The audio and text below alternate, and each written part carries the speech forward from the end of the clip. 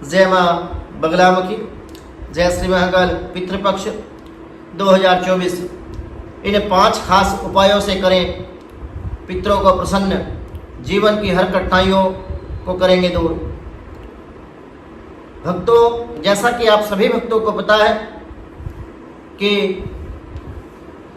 भाद्रपद पूर्णिमा से लेकर के आश्विन कृष्ण अमावस्या तक 15 दिनों का जो समय होता है, इस पक्ष को हम सभी पितृपक्ष के नाम से जानते हैं। और ये पक्ष पितृ पूजा के लिए पितरों को समर्पित है। इस समय पर किया गया कोई भी उपाय, कोई भी जप तप यज्ञ अनुष्ठान सीधा हमारे पूर्वजों को प्राप्त होता है। इस समय पर हमारे जो पूर्वज हैं वो इस भूमंडल पर विचरण करते हैं और वो देखते हैं कि हमारा परिवार, हमारा कुटुंब हमारे निमित्त क्या श्राद्ध आदि कर्म करता है। और जो व्यक्ति इस विशेष समय पर अपने पितरों के निमित्त श्राद्ध कर्म, तर्पण, यज्ञ, ब्रह्मभोज, त्रिपिंडी श्राद्ध, नारायण बलि आदि कर्म यदि करता है तो उस जातक के पितृ उस जातक को प्रसन्न होकर के आशीर्वाद देते हैं, जिससे उसके कुल की वृद्धि होती है, वंश की वृद्धि होती है और जीवन में चल रही अनेकानेक परेशानियों से वो जातक मुक्ति पा लेता है। परंतु यदि जो लोग अपने पूर्वजों के निमित्त पिंडदान, तर्पण, मार्जन, ब्रह्मभोज या फिर पंचबलि आदि कर्म नहीं करते, बलि विश्वदेविक कर्म नहीं करते, उन लोगों के जो पितृ हैं वो नाराज हो जाते हैं और उन्हें रुष्ट होकर के कष्ट पहुंचाना प्रारंभ कर देते हैं और पीढ़ी दर पीढ़ी ये जो दोष है वो निरंतर बढ़ता रहता है, जिसके कारण उस जातक का जो जीवन है वो नरक समान हो जाता है। तो आज मैं आचार्य प्रदीप भारद्वाज माँ बगलामुखी के YouTube चैनल में पितृपक्ष से रिलेटेड 5 ऐसे खास उपाय आपके समक्ष लेकर के उपस्थित हुआ हूँ। यदि आप इन उपायों को अपने जीवन में अपना लेते हैं तो आपके जीवन से हर कठिनाई दूर हो जाएगी और आपके पितृ प्रसन्न होकर के आपको आशीर्वाद भी प्रदान करेंगे। यदि वीडियो आपको अच्छा लगे तो आप इस वीडियो को अधिक से अधिक संख्या में शेयर करना ना भूलें और YouTube चैनल को भी सब्सक्राइब अवश्य करें। पितृपक्ष 2024 पितरों को प्रसन्न करने के लिए आश्विन माह को सबसे खास और महत्वपूर्ण हमारे शास्त्रों में बताया जाता है। इस माह के कृष्ण पक्ष की सभी जो दिन होते हैं वो पूर्वजों के सम्मान को समर्पित हैं। इस अवधि में पितरों की आत्म शांति हेतु, अतृप्त आत्मा की शांति हेतु, अधोगति पितरों की शांति हेतु, ऊर्ध्वगति पितरों की शांति हेतु और मान सम्मान के लिए तर्पण, श्राद्ध, यज्ञ, जप, तप, अनुष्ठान आदि कार्य किया जाता है। इससे वंश पर उनकी कृपा सदा सदैव के लिए बनी रहती है। पौराणिक मान्यताओं के अनुसार श्राद्ध के दौरान पितृ पृथ्वी लोक पर आते हैं और उनकी शांति के लिए की गई पूजा पाठ पितरों को सीधे प्राप्त होती है और ऐसा करने से अतृप्त आत्माओं को शांति मिलती है, पितृदोष से मुक्ति मिल जाती है, उनका मोक्ष हो जाता है। पंचांग के अनुसार भाद्रपद माह की पूर्णिमा तिथि से लेकर के आश्विन कृष्ण पक्ष अमावस्या तक की जो तिथि होती है इसको पितृपक्ष के नाम से जाना जाता है और कुछ लोग इसको कनागत भी कहते हैं, क्योंकि इस समय पर भगवान सूर्यदेव कन्या राशि में विराजमान होते हैं। तो इसका जो सही शब्द है यदि हम बात करें तो सूर्य कन्या राशि में गया तो इसको कन्यागत कहा जाता है कि कन्या राशि में भगवान सूर्यदेव चले गए।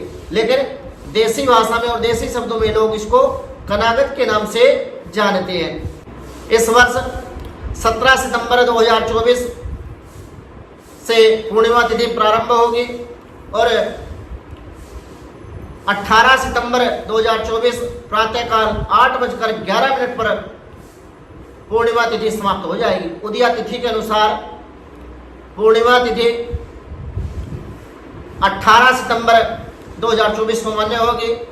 तो 18 सितंबर से लेकर के 2 अक्टूबर 2024 तक पितृपक्ष चलेगा। इस अवधि में पितरों को प्रसन्न करने के लिए विभिन्न तरीके से हमारे शास्त्रों में उपाय और कुछ नियम बताए जाते हैं। यदि कोई व्यक्ति पितृदोष से ग्रसित है और अपने घर में वो खुशियाँ चाहता है तो आइए एपिसोड के माध्यम से मेरे द्वारा बताए आप इन उपायों के द्वारा अपने पूर्वजों को प्रसन्न कर सकते हैं। अपने पितरों की कृपा, अपने पूर्वजों की कृपा आप अपने जीवन में प्राप्त कर सकते हैं। पहले नंबर पर यदि मैं बात करूं तो पीपल के पेड़ की पूजा श्राद्ध के दिनों में रोजाना दोपहर के समय पीपल के पेड़ की पूजा करनी चाहिए।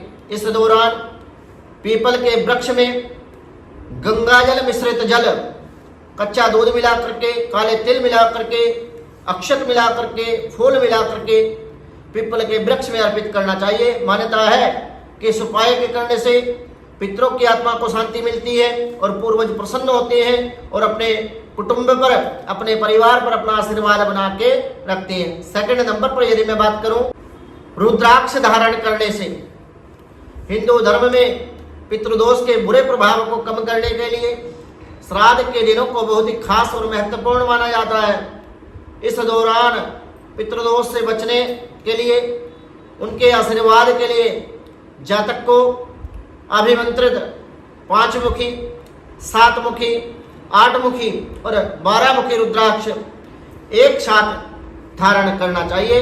ऐसा करने से पितृ प्रसन्न होते हैं और वंश पर अपनी कृपा दृष्टि बना के रखते हैं। तीसरे नंबर पर यदि मैं बात करूं तो पूर्वजों की तस्वीर के विषय में धार्मिक मान्यताओं के अनुसार घर में पूर्वजों की मुस्कुराती हुई तस्वीर लगाने से वे प्रसन्न होते हैं। इस दौरान आप इस तस्वीर को एक विशेष दिशा, जो कि केवल पितरों की दिशा कही जाती है, यम की दिशा कही जाती है, तो आपको घर की दक्षिण दिशा या फिर कोने में ही इस तस्वीर को लगाना चाहिए। ऐसा करना शुभ माना जाता है। वहीं शाम के समय आपको घर में दक्षिण दिशा में दीपक अवश्य जलाना चाहिए। इससे दीपक को पितरों को समर्पित किया जाता है और ऐसा करने से पितृदोष से मुक्ति मिल जाती है और पितृ प्रसन्न होकर अपना आशीर्वाद, अपनी कृपा बना के रखते हैं। चौथे नंबर पर यदि मैं बात करूं तो गाय को रोटी, गाय को हमारे सनातन धर्म में माता की संज्ञा दी जाती है। पौराणिक मान्यताओं के अनुसार रोजाना गाय को रोटी खिलाने से व्यक्ति की सभी मनोकामनाओं की पूर्ति होती है। ऐसे में पितृपक्ष के दिनों में गाय को रोटी खिलाने का खास महत्व है और ये महत्व जो है कई गुना बढ़ जाता है। मान्यता है कि श्राद्ध के दिनों में पहली रोटी गाय को और अंतिम रोटी यदि कोई व्यक्ति कुत्ते को अर्पित करता है तो ऐसा करने से ग्रह दोषों से मुक्ति मिल जाती है। सभी देवी देवताओं की कृपा उस जातक के जीवन में बनी रहती है और साथ ही साथ इससे पितृ जो है तृप्त होते हैं। और विशेष रूप से जो लोग काम धंधे रोजगार को लेकर के परेशान है और धन को लेकर के परेशान है, आर्थिक स्थिति को लेकर के परेशान है, कर्ज को लेकर के परेशान है, यदि वो व्यक्ति अपने जीवन में यह नियम बना ले कि घर में जो प्रथम रोटी बनेगी वो गाय को अर्पित करें और अंतिम रोटी कुत्ते को अर्पित करें, तो उसके जीवन से जुड़े सकल विघ्न बाधा की निवृत्ति हो जाएगी और समस्त ग्रह दोषों से उसको मुक्ति मिलेगी। आप एक बार इस उपाय को अपने जीवन में निरंतर अपना करके देखिए, आपके जीवन की दशा और दिशा दोनों ही बदल जाएगी। 5वें नंबर पर अब मैं बात कर लेता हूँ कि पिंडदान की। पितृपक्ष के दिनों में पितरों की तिथि में पंचमी, नवमी, एकादशी, त्रयोदशी और अमावस्या के दिन आप अपने पूर्वजों की शांति हेतु पिंडदान करने से पितृ प्रसन्न होते हैं। मान्यता है कि श्राद्ध पर ब्रह्म भोज कराने से वंश